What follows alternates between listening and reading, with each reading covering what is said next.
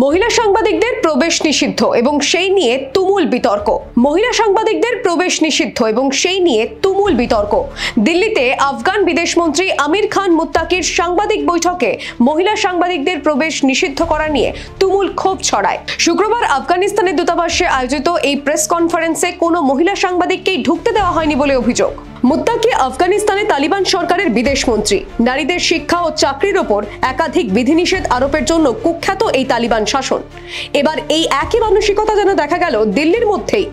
সূত্রের খবর, সাংবাদিক বৈঠকের নিরাপত্তার দায়িত্বে থাকা কর্মীরা মহিলা সাংবাদিকদের প্রবেশে বাধা দেন। সংবাদ মাধ্যমের প্রতিনিধিরা ঘটনাটি নিয়ে আপত্তি জানালেও তাতে কোনো কাজ হয়নি। পরবর্তীতে একাধিক সাংবাদিক সোশ্যাল মিডিয়ায় ক্ষোভ প্রকাশ করেন এবং জানান তারা সকলেই পোশাক বিধি মেনেই উপস্থিত হয়েছিলেন। ঘটনা নিয়ে সরব হয়ে তীব্র নিন্দা করেছেন লেখিকা তসলিমা নাসরিনও।